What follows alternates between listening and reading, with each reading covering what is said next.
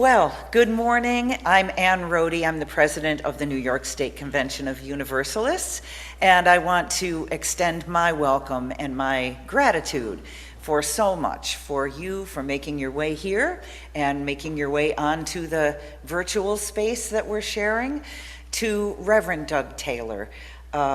You knocked it out of the park as far as nailing what we had intended with providing this music and these readings.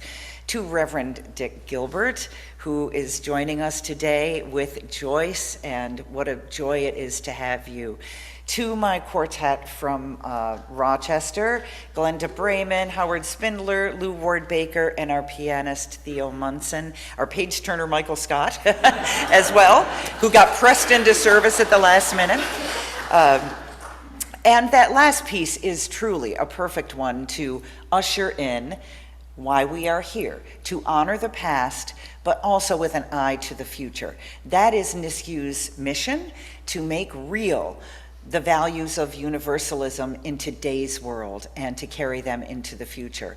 And I cannot imagine a better keynote speaker than the one we have this morning to touch on that. Reverend Verdis LeVar Robinson, who will be officially ordained in December at the Rochester Unitarian congregation. So y'all come and be a part of that, because it's going to be joyous. And Verdis has been bringing the joy and the message for as long as I've known him, which is at least 15 years, I'm thinking. Verdis was a congregation member at the Rochester Universalist congregation. He's been all over the place, which he will tell you about, and he is now serving in a ministerial capacity at halftime, I think, at the Rochester Unitarian. So he gets around. We're glad he's back in Rochester, and I'm extra glad he is here this morning. Please help me welcome Reverend Verdis LeVar Robinson.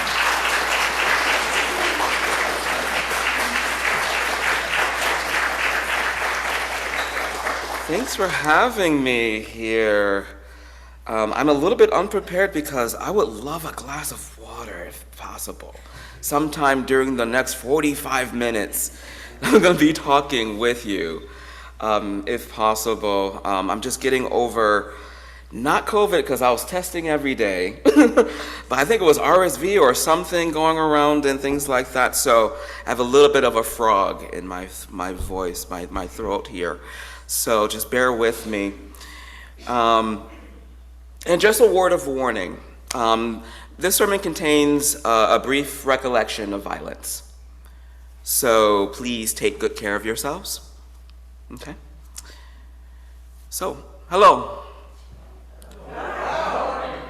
My name is Verdis, and I'm a Christian.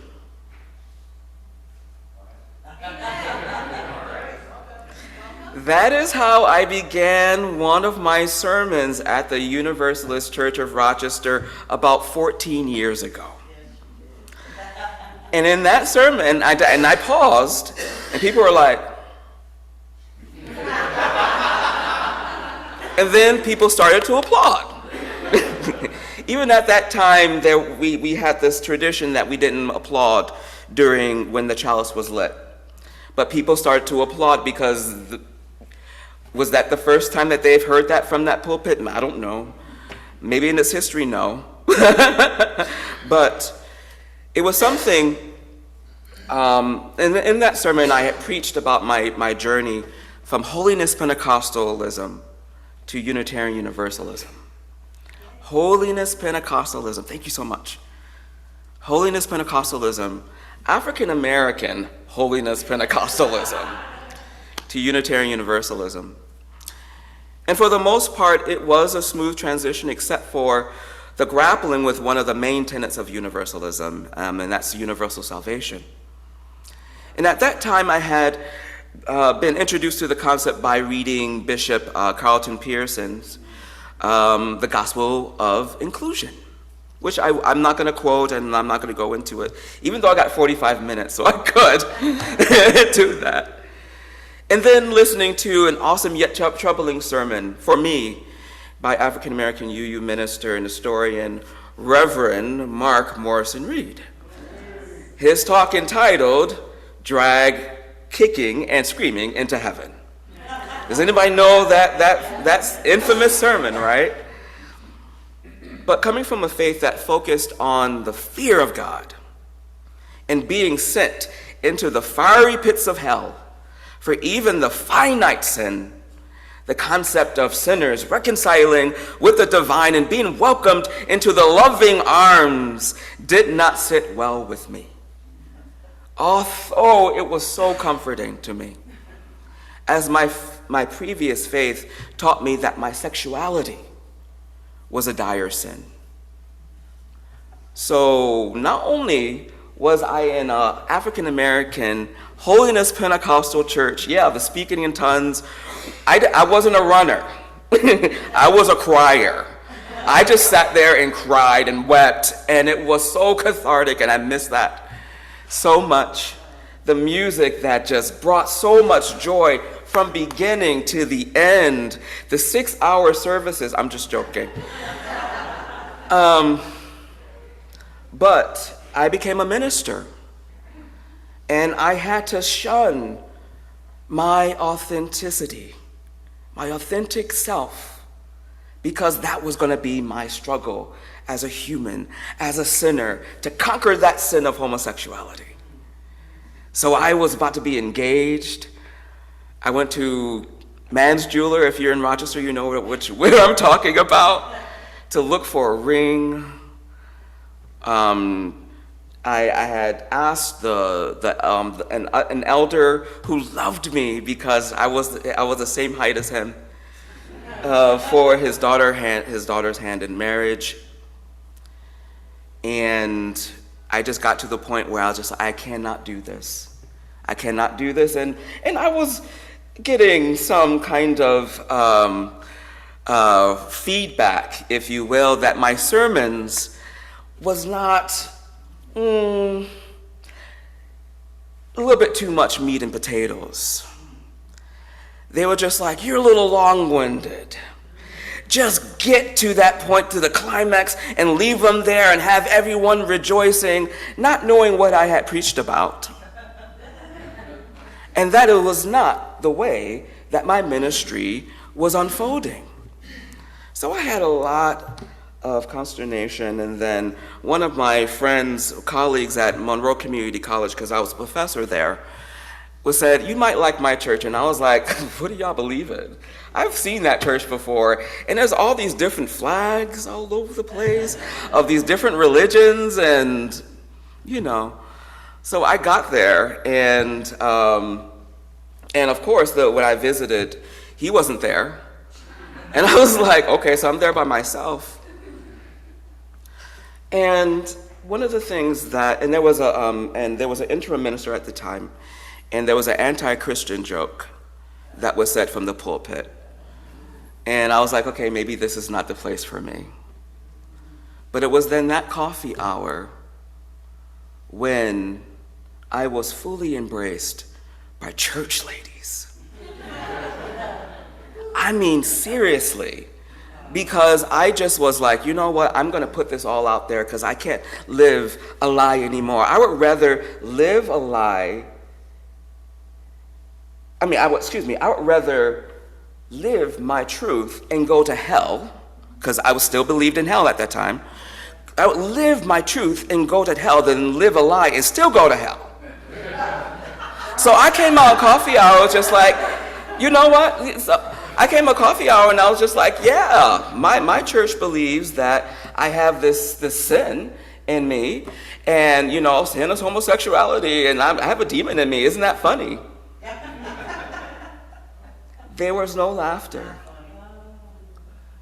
These church ladies gathered around me. This was pre-COVID. Gathered around me. And I was like, okay, I was used to that, by the way. Holy Pentecostal, they gather around you and they tarry for the Spirit to come in, right? So I was like, is this happening? What is going on? And they embraced me, and they whispered affirmations into my ear. And then I was like, wait a minute, but I'm a sinner. You are loved. You are always loved. And I can still hear those affirmations to this very day. That was 15 years ago. Almost to date, 15 years ago. It was August, 15 years ago. Well, we are more than that. Unitarian Universalism saved my life. Amen. Because, and I've been talking about this a little bit more, what people didn't realize was my story before coming to that, before becoming a minister in the Holiness Pentecostal Church when I was in high school. And I came out to myself, and I almost didn't make it. This denomination, this belief, this universalism saved my life. And it can continue to save lives. What are we called to today? Well, my faith is being tested right now, y'all. Is yours? Whew, who can relate to that, right? You know, I was just, earlier this summer, I was at a conference this past year for civic learning and democratic engagement. One of the many things I do too much. But, you know, I was like, since I'm here, I'm going to do as much as I can while I can. So civic engagement, civic learning, trying to get younger people to know that they have power in this government, even though, my goodness, we don't, because most people don't believe that they have power, so that means we don't have power, but we really do. But some of my colleagues that attended the conference, the higher ed conference, could not go to certain areas because they couldn't get professional development for counties, but states that have anti-queer or do not have protections for queer people. So, rightly so, the University of California said, we're not going to fund travel, professional development to those states. It is now 23 states that they will not fund. And just this year alone, over 600 bills, not passed, but have been put to motion, anti-queer bills, 600 across the country.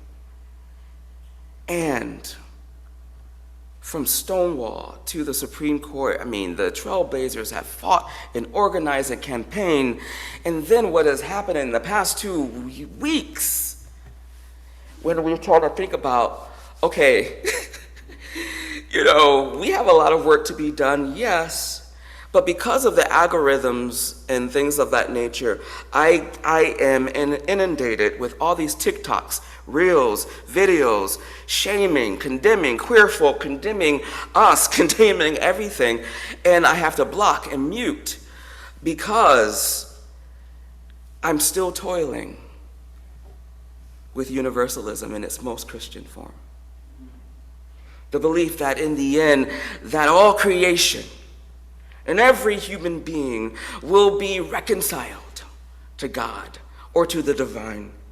For the belief that if God is the creator of all things, it would seem to be a failure of love to bring into existence beings who are going to end up suffering eternal punishment. It is a belief in its basic form that all loving divine would bring us into existence only for the confidence that our final good could be achieved. I mean, this speaks to our first principle, inherent worth and dignity. We know all this. I'm preaching to the choir, I know. It speaks to our sixth principle about the goal of world community with peace, liberty, and justice for all. And even our seventh principle, respect for the interdependent web of all existence, of which we are a part of. I like to think universalism was the authors of those principles.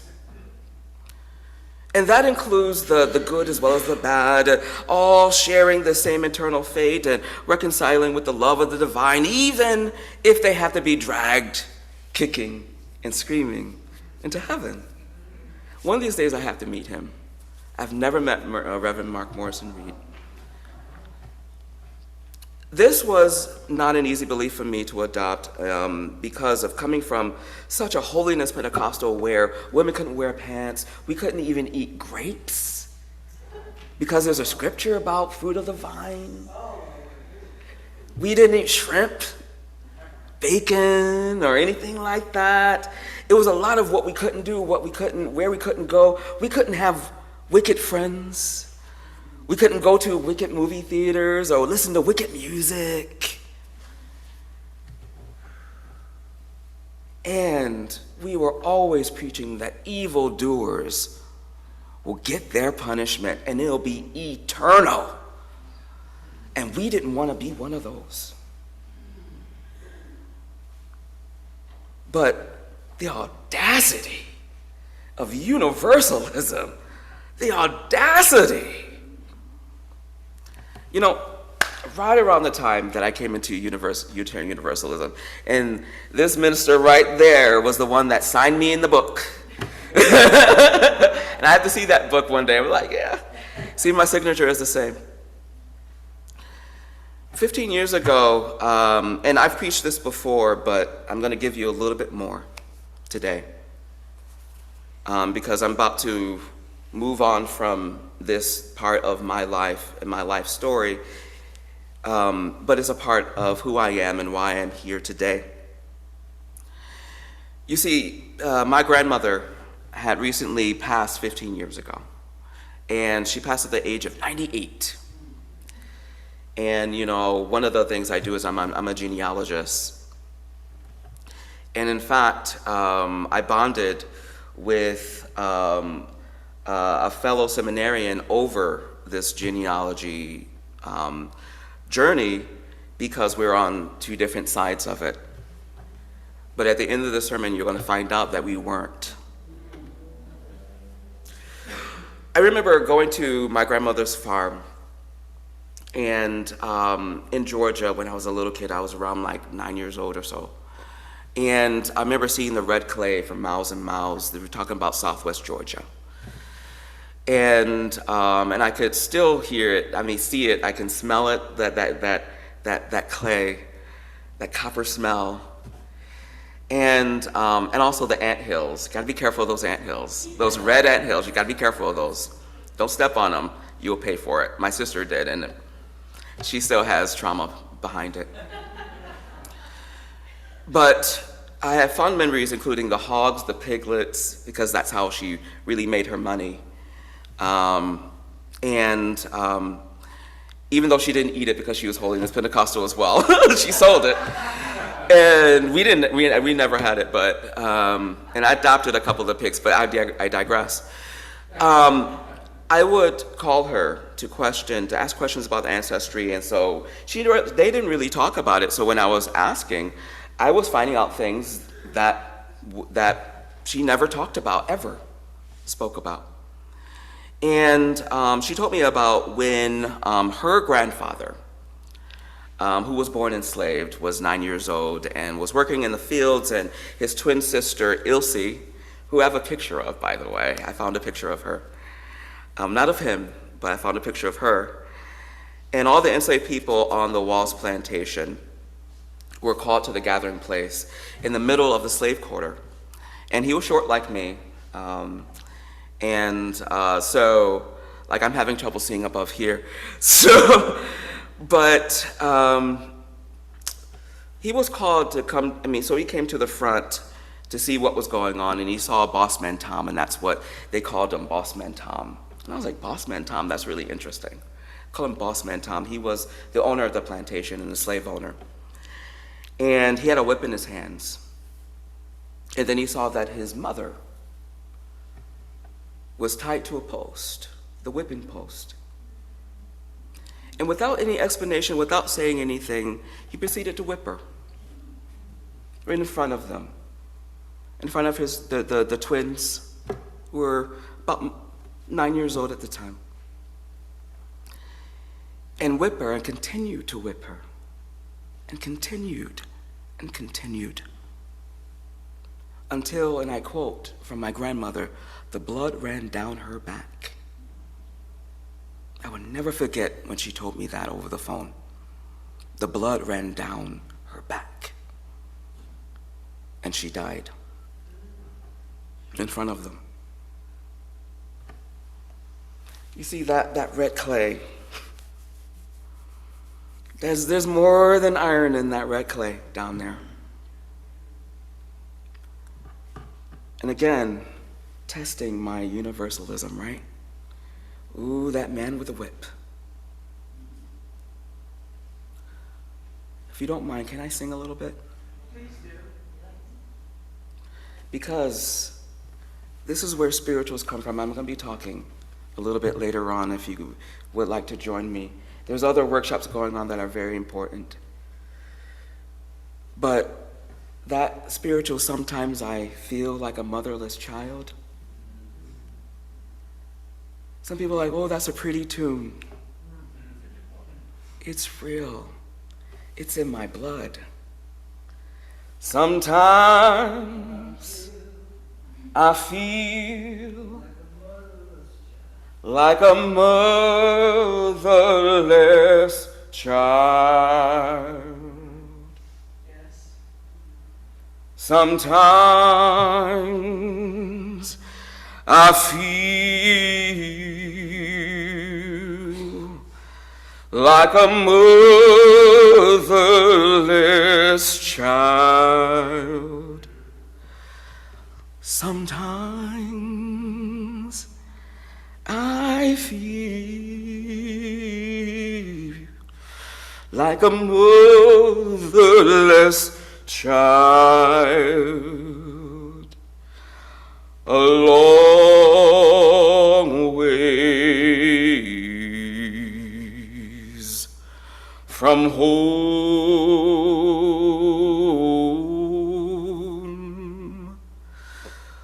a long ways from home.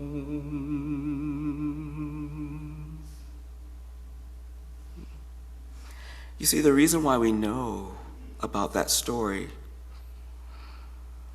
is because my grandmother overheard him when he would be done with the fields and he would get his moonshine, talking about backwoods of Georgia.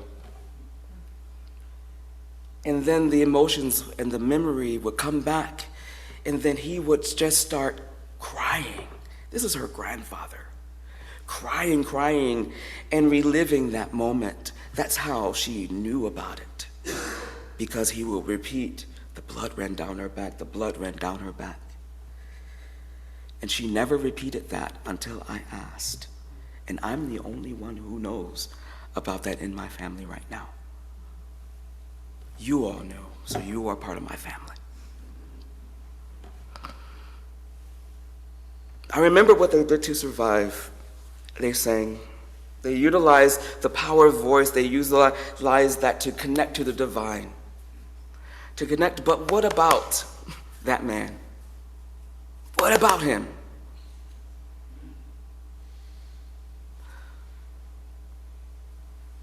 And I just lost my thing. Now, moving on. So, he was orphaned, and the women of the plantation took care of him, just like the church ladies took care of me in coffee hour. Very, very similar, right? And when the enslaved people were freed, Reuben remained on the plantation. He worked at red clay. He eventually married and began a family of his own.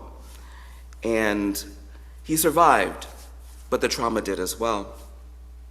You know, I preached about this before, many years ago, to First Universalist Church of Rochester, many years ago. So some of you have heard that story before. But my issue was that we don't know her name. So my question during that time was that if I were to see this man in heaven, if I were to see that man in heaven, what would I say to him? And at that time I said, I would ask him, what was her name? I don't even want to know why. That's your business. As a true Universalist, you have to reconcile that yourself. That's up to you to reconcile with your divine, with your God. That's your journey. That's not mine. That's not my burden. But I just want to know her name, so I know what to call her when I see her. That was then, years ago. Now, what am I being called to ask that man, or to even ask myself, or even ask the divine now? Because I have lived 45 years of my own trauma, let alone my ancestral trauma that has followed me to this day. Well, in my internship site, which was the Unitarian Church of Montpelier, Vermont, just like, so how do you, so you go to Vermont and I was like one of 10 African Americans in Montpelier. I'm not joking. We all know each other. We all knew each other. But the board was ready for me. They were ready for me. And that's when I really started to really come into who I was as an African American Unitarian Universalism in the past couple of years. And they were reading Widening the Circle of Concern, a report by the UU Commission on Institutional Change. And in one of the sections, it would talk about theology. And we read and discussed the concept of universal or collective salvation. And in the words of Dr. Sophia Betancourt, who is now the president of the UUA, who, if you do come to my ordination, she may be there as the speaker. She is, okay. And has spoken life into me as well. She said, we are the theological inheritors of teachings on universal salvation. There is no winnowing out of the supposedly unworthy that can be named sacred among us. It is our very universalism that is at stake when we turn away from the impact our institutions have on the same communities and groups that society encourages us to dehumanize and make small. That can speak volumes for us for what just happened in the past couple of weeks. Now, I'll let you chew on that. Dr. Elias Ortega, who's a president of my seminary, Meadville Lombard Theological School, he also wrote that if we believe in collective salvation, we must also believe in collective sacrifice. It is powerful that our faith community is working to reclaim this sacred practice, but in claiming what is meant to be sacred in personal sacrifice without the power of we is the very thing that desecrates the practice. He goes on to say that the belief in collective salvation means that there cannot be small groups of Unitarian Universalists whose personal sacrifice we depend on every time to move us forward to a collective whole. Living into the power of we holds us accountable to repairing the legacy of theological harm we have perpetuated against some in our community. Can I say that again? Living into the power of we holds us accountable to repairing the legacy of theological harm that we have perpetuated against some in our community. Even in the face of oppression, suffering, and the legacy of white supremacy culture in the world, we believe that there is a way forward. I believe there is a way forward, and that is collective salvation, that is universal salvation, that is getting rid of the white supremacy culture that is within Unitarian Universalism. But we can't depend on blue to do that. Black Lives or Unitarian Universalism. We can't depend on Drum to do that. Diverse, revolutionary, Unitarian Universalist, multicultural ministries to do that. We can't depend on just reading the Widening the Circle of Concern to do that. Or small groups within our congregation that are working on social justice, racial justice, anti-racism. They do that, though that small group does that. We have to do this together. Let them lead the way, but you follow with them. That was not on here, I'm sorry. That was spirit. But damn, evil still exists. What do we do with this? Evil is rearing its ugly head right now as we speak in many different ways, and I hate it. I hate everything about it. Recently I made some more discoveries on my journey. I discovered that the slave owner who murdered my ancestor was Judge Thomas Anderson Walls. And I discovered his slave plantation. I researched further and discovered the federal slave schedule of 1860 that listed twins being 7 years old. Not named because it's the federal slave census record, And I discovered the age of my 3 times great-grandmother. In fact, I even found a picture of him. And I don't know if it's the spiritualist in me or what did this, but as soon as I saw that picture, I knew. I had a blood-curdling, visceral, physical reaction to it. In fact, I was thrown back. Here I'm getting a little bit, so just bear with me, y'all. Just bear with me because I can only tell you what happened to me. And I heard whipping. And I saw cries. And I knew who he was. I had hatred in my heart. I was by myself, and I wanted to blame everyone in the world for letting that happen because literally I tapped into my blood and my ancestors. For sitting back and accepting that atrocity. Yet I was reminded of who I am, where I came from, and that is love. The fact that not only did Reuben live and not without more trauma, but he was a black man in America, but he married and had some children. There was a tragedy that happened. They lost 5 of their children to disease. But because of that tragedy, something touched Judge Thomas Anderson Walls' heart. And guess what he did? He sold that land to Reuben and his new family for very, very cheap. 325 acres.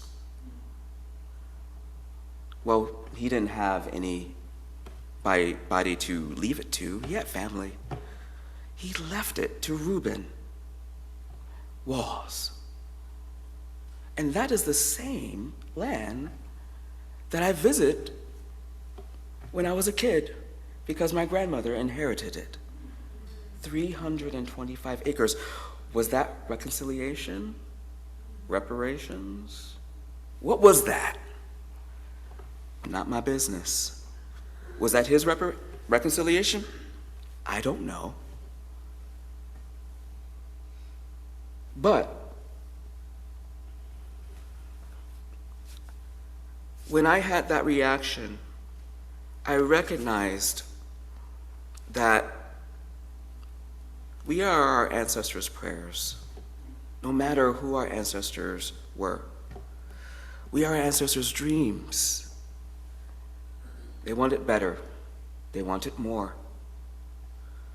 We are our Universalist ancestors' prayers and dreams. What we have now is what they envisioned, but we are also ancestors ourselves to a future generation of descendants. So what kind of ancestors will we be is what we need to be asking ourselves right now.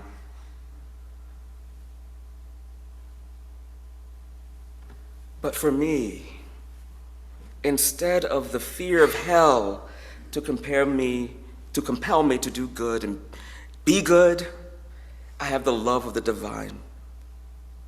Instead of wishing vengeance on those that have done evil to me or to my ancestors that still have an impact on our society. And in my life as a queer man of color, I have the knowledge that they must reconcile with their divine, just as I do. That they will suffer, perhaps already suffering, but I don't have to make them suffer. That's not my life. That is not my way. That is not my theology. But I will do what I can in my life so that when my life is over, I will see her. And I'll be welcomed into an embrace of love because of the life that I have lived. Let the life I lived speak for me, and that is good news. People will be evil. They will. They are. But I believe in transformation. I have hope for transformation. I have hope for change. And I will resist them until they transform. Until they change. I will resist them. People will harm, yet resist them by healing. That is our work. Come what may, let us sacrifice what we can to heal this world. Come what may, let us be resilient, and we will go on. We will live on. I will honor my ancestral mother, and we'll see her. We will say together, well done. Well done. And I will say to her, well done. Your legacy lives on. As I close, I got about 5 more minutes. I want to see a world. This is just me. This is not universalism theology or things like that. This is just me. It may align, we'll see. I want to see a world in which all people can share in the abundance of earth and protect it for love's sake. I want to see a world in which poverty, hunger, and hopelessness are no longer tolerated because we won't allow it. I want to see a world in which all people, their uniqueness, their colors, their nationalities, their sexualities, their origins, their religious practices, their spiritualities are not eradicated, but affirmed in love. I want to see a world that has no place for racism, no place for discrimination, no place for bigotry, no place for prejudice. I want to see a world built by the all-inclusive spirit of love and humanity. We have the dreams of our ancestors in the palms of our hands to build a beloved community, to build this world that we see, that we ache for here, now. I don't want to wait to experience peace.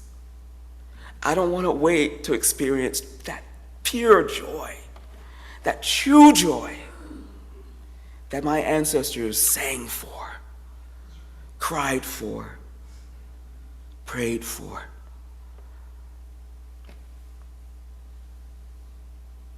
It is time. It is that time. It is that place to awaken the power of love that is within us. It is that time. That audacity of universalism. Let it spread. Let it spread. Spread it out through the world so that I can say, hello, my name is Reverend Verdis, and I'm a Universalist. Amen. Blessed be, may it be so, Asher.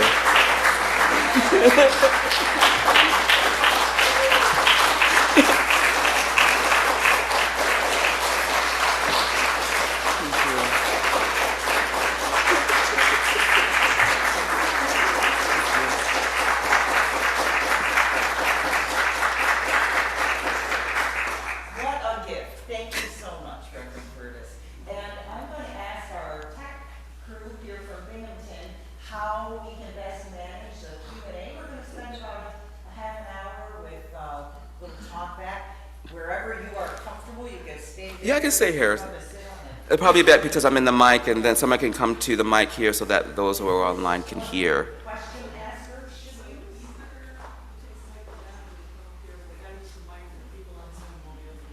Is this on? This is on, and so if you would like to come forward to ask, or it can be brought to you.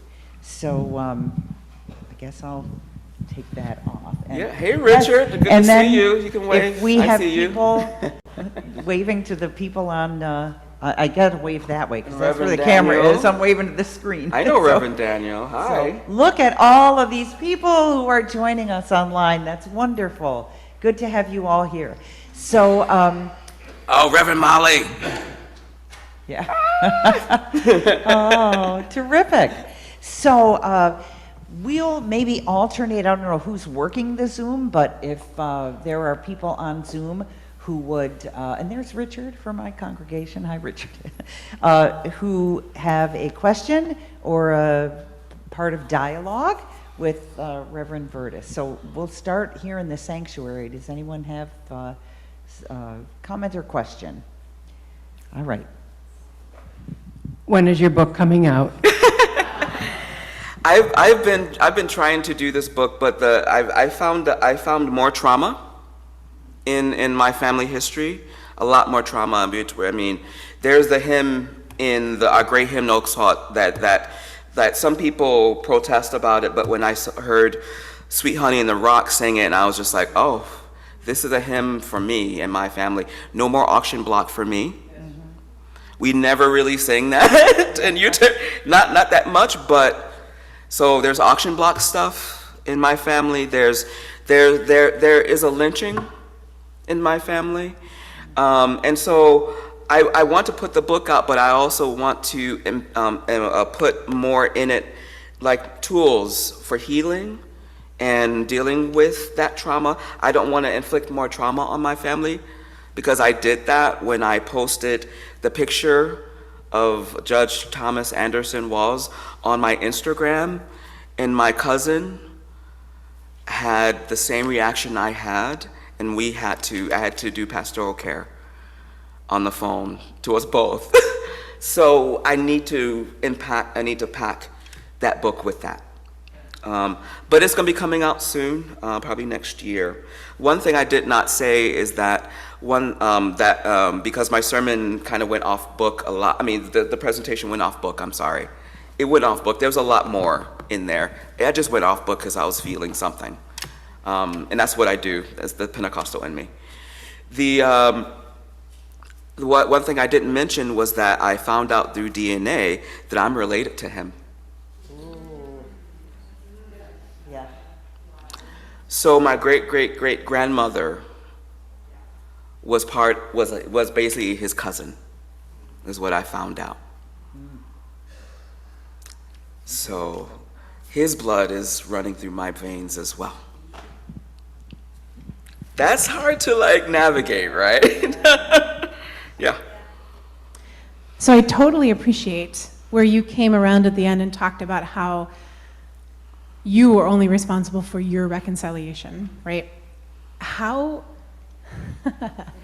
lately as a minister, I have been struggling so much with not standing in the pulpit and saying terrible things about Christian theology and how damning it is and how harmful it is lately in what's happening in our world.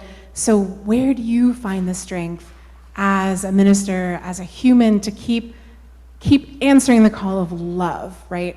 Where do you find that reconciliation in yourself to keep following that path instead of the other one?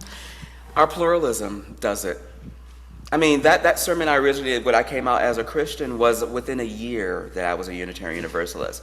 Because what I did was I wiped my slate clean. I was like, okay, so I was taught holiness Pentecostalism from birth, basically. I mean, there were some complications when I was born, and the bishop came and prayed for me, all that. So since birth, I've been indoctrinated. And, Unitarian Universalists gave me an opportunity to go on that journey and didn't give me a timeline or a deadline to okay, you need to know what you believe by this time in order to become a member. No, I was on this free journey of discovery. So our pluralism helps me with that and helps me to say that I can take aspects of Christianity, but I don't have to do the credo version of it. I can do the Universalist version of it. It was really interesting. I'll say this one thing about being involved with New England churches, where you still see crosses and you still see even the Universalist church in Rochester has Apostle Paul with his sword about to chop off someone's ear. I mean, it's but there was a wave where, in order to embrace pluralism, Christianity had to be shunned. So the one thing I did, I went on this journey myself, but I took people on it with me, and there's this excellent curriculum called Owning Your Religious Past. When I did that, and I adapted it for the 21st century, virtual thing. And so if anyone wants my adaptation, just let me know. And I went on this journey with other people, including people who were unchurched. That's part of a religious past, right? And owning it. And we came up. The last thing we did was we did these statements of ownership, of what we're going to leave behind, and what we're going to bring forward, and what we're going to be exploring. That's how I do it. But when there was an anti-Christian joke, that almost took me away from Unitarian Universalism. So there is a fine line. Other people's beliefs are not to be funny, are not to be part of entertainment. They're serious. And they need to be acknowledged and recognized, but also called out when it needs to be called out. Yep. Perfect.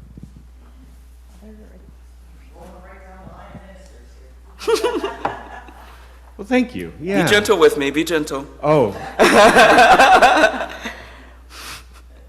Thank you for this gift of your words and your ideas and your passion. I am hoping I can nudge you to explore with us a little more about generational healing. I heard you speak about how trauma can roll through generations down onto us, onto you. And then you said, what kind of ancestor do we want to be? And so can you say a little more about generational healing? I think generational healing is very, very important, especially as Unitarian Universalists. A lot of people come to Unitarian Universalism due to religious trauma, and religious trauma, not just, just general trauma, and don't really heal from it. It's a process. It takes a long time to do that. The one thing, being a minister is I'm not a therapist. I'm not, and I'm not going to ever profess to be. So there are therapists that can help with that as well. But sometimes you got to recognize first, and that may take a spiritual lens to awaken into, I have some issues. And then to be able to be like, okay, let me refer you to do that. But to at least plant a seed that needs to happen, right?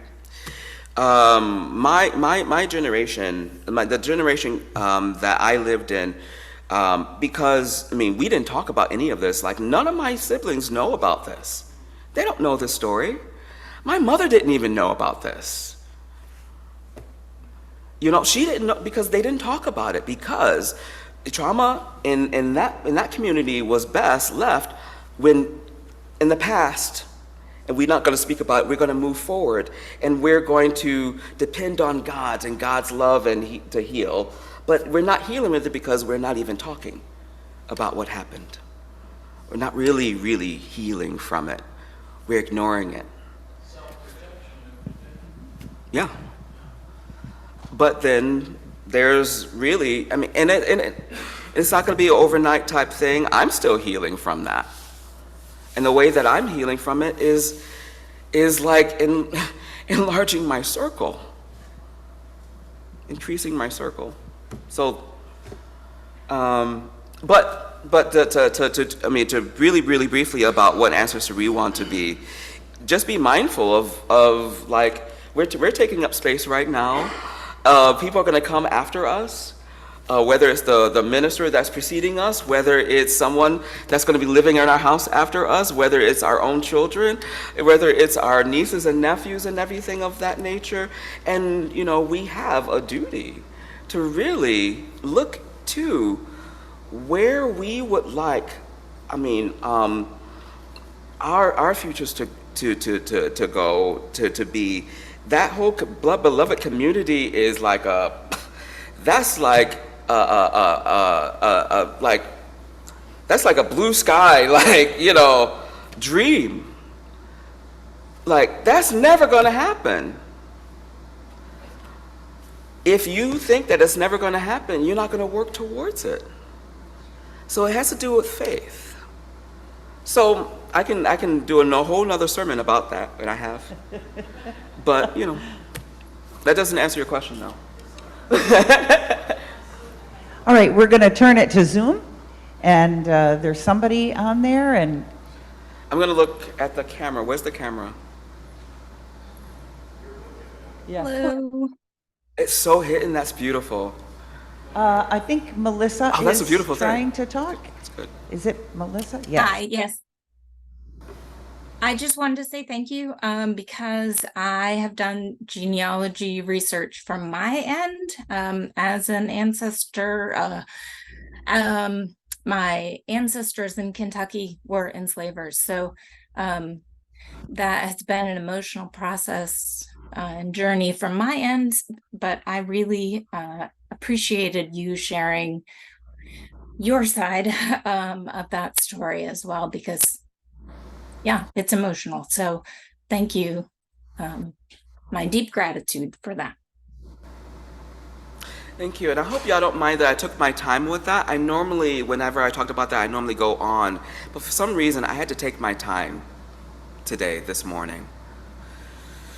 So thank you for sharing that. I love this. It's hard to react against something which you can't see or don't know is out there. So to me, this is my opinion, the fact that racism is rearing its head all over the place openly, people are free to say it, gives us something to react to. Whereas before it, as you just said, it wasn't spoken of. So if it's not being addressed at all because, well, they know their place, as long as they know their place and we know our place, we're good. Do you share in any of that, or? Mm-hmm. Sure. I think the country really began to wake up in 2020 when we had to all pause and not go about our daily lives, because our daily lives were all disrupted. You know, so we were a captivated audience, like literally, physically, you know, and, you know, George Floyd happened right there, you know, in Rochester, had Daniel, but when that happened, that wasn't the first time that had happened. It's been happening for generations. It's been happening. But that was the first. But then we started marching, and I went to my first Black Lives Matter march, and I was the only person of color there, and I'm sitting here like, what is going on? This was in Jamaica Plain in Massachusetts, and I'm like, what is I was the only person of color there, humbled by it, right? And then so all these groups, all these people started to march. We all had masks on because that was 2020. The pandemic was still going on, and so we left our protection and to make a statement and march. And then what is going on in the past couple of weeks? A lot of people of color are being called on to be look, 2020, look what happened. Other people marched, so why are we being silent right now? I am being called on right now, and I'm just like, this is tricky. This is so tricky. But if we are silent and pretend racism and genocide and ethnic cleansing and on all different sides and coming from all different things are not happening, or we're so silent because we don't want to lose relationship and lose friends, then we're not really being truly Unitarian Universalists. Why? Because of that covenant that we have, which is based on relationship and promises to each other. So that's why I appreciate the leadership of Reverend Sophia Bentoncourt and the message that she brought forth, which was guiding us. It's going to continue to guide us. We're going to continue to uncover a lot, like the Unitarian Universalist Native American school, reform school.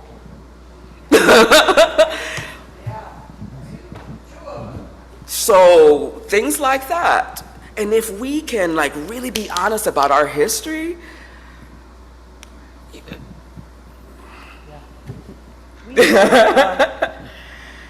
We've got another Zoom person. We're gonna. and I realize I'm not really answering your questions, so because they're not really good answers for them, but or right answers. I just want to say thank you for just bringing such depth of honesty and personal, national, intergenerational story into our space. I just felt so much when you were singing, and I just thank you for trusting us with this story and for inviting us into your family to hold that. That was just so powerful.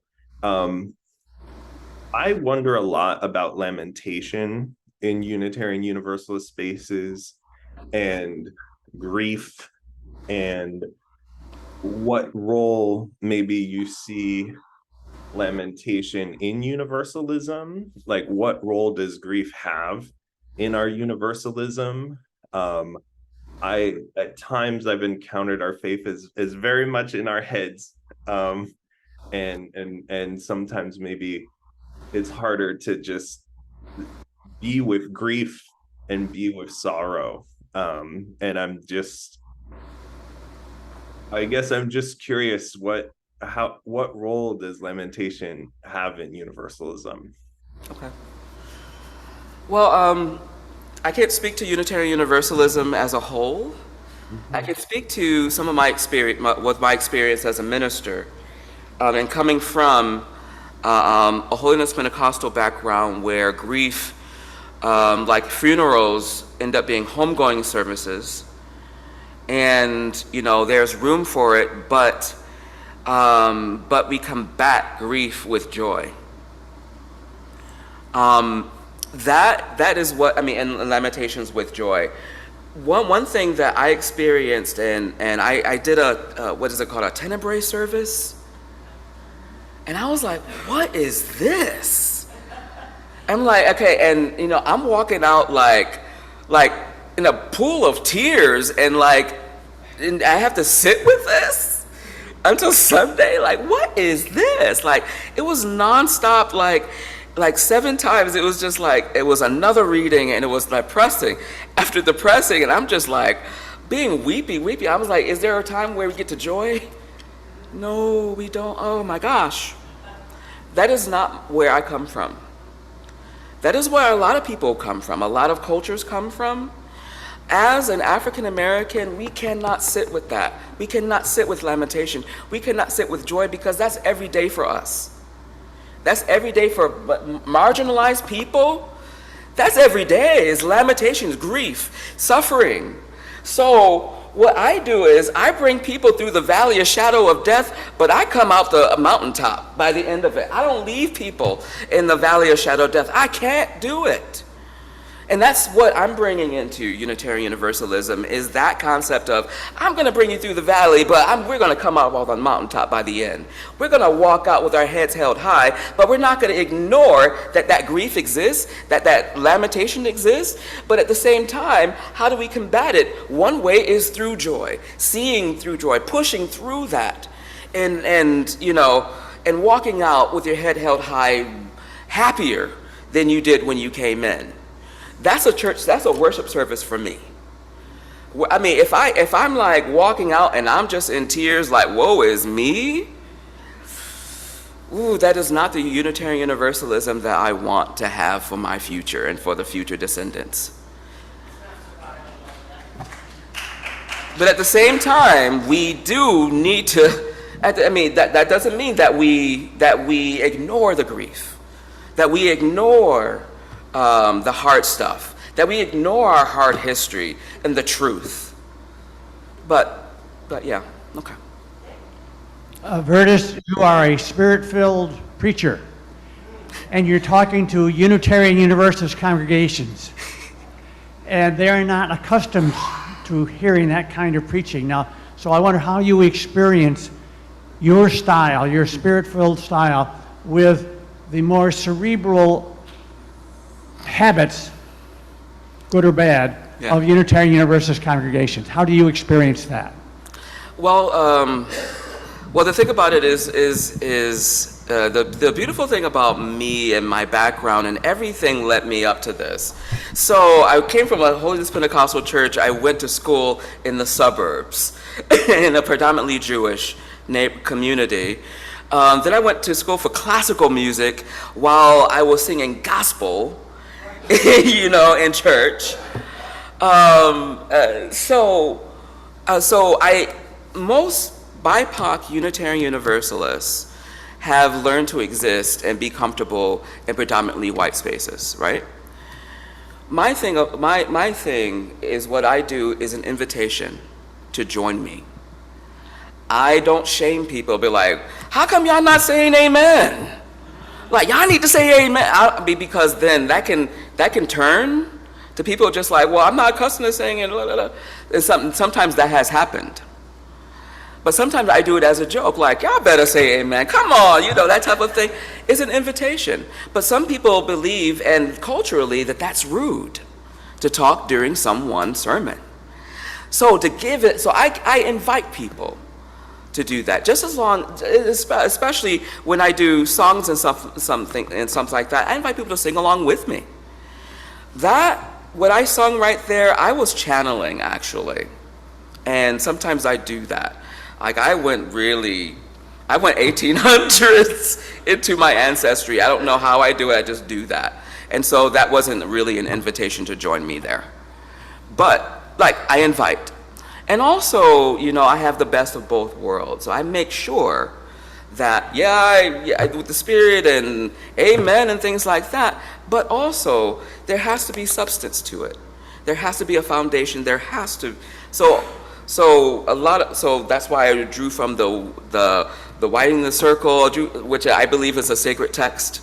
That type of thing. Sometimes I add in poems, which I believe are sacred texts as well. But what I have experienced is this hunger for it. Like, we're bored. We're bored. Now I'm like, okay, when I'm sitting there and if I'm in a church service and it's only an hour and I'm bored, Like one time I brought my nephew to a church. It wasn't it was a different church. It wasn't the Universalist Church of Rochester. It was a different church. I brought my nephew. My nephew plays the drums. He's used to, you know, he's used to like, you know, that, and people running around and things like that. He was only there for about 15 minutes and he started yawning. You know? So, and then I went to another church in Pennsylvania and there was a whole band and like the first 15 minutes was like a concert. I'm like, okay. So there's got to be a happy medium in there. So I think, you know, to really embrace who's there, what is the culture there? You know, some people would say that we can't sing spirituals, and I'm going to be talking about this later on, as you know, Unitarian Universalists shouldn't sing spirituals and things like that. Well, I was like, but I'm a Unitarian Universalist. Where's my ingredient in the soup, in the mosaic? Where's my part in there? So I gotta bring it, and I'm bringing it. I have a long journey ahead of me, and of course, it's not going to sit well in every circumstance, and not a lot of people are going to like it. People are like, "Why are you yelling at me?" Like, stop yelling! I can't take it. So I'm navigating it as I go along, but I'm not the first, and I won't be the last. Thank you for your powerful message. You know, it takes courage to speak up. It takes courage to change the way you're thinking. If you see a wrong, it takes courage sometimes. Some people are born with it and others learn it. Out there's a world of violence. I could speak words and have that directed at me. Could you address the role of courage? Thank you. Oh. When I think of courage, I think of the Cowardly Lion, right? He was so cowardly and everything, but when push came to shove, he was right there. He already had it. We are courageous people. Just by being Universalists, we are courageous people. We already have that. But now it's time to really tap into that, lean into that courage, and make this world better. Now, while we're here on this earth. And then it will be even better in the hereafter. But it does take courage to do that, and that power of we will help it. Don't do it by yourself. And don't do it even in a small group. You can start it with a small group, have that small group be a leader, but collective salvation, we all have to be on board. If we are all not on board, it's not going to work. We're not going to be truly saved that way, if only a small group of people working on it. So, courage, collective courage, is better than your own soul courage. It's not going to go that far, unfortunately. Thank you so much, and thank you all for your thoughtful questions. We're about out of time for the Q&A. We have all been moved and changed by, we debated the title of this annual meeting, which is Audacity, Courage, and Grace, Today's Universalism, and we've hit on all of those. So thank you once again. Let's hear it again for Reverend Verdis Robinson.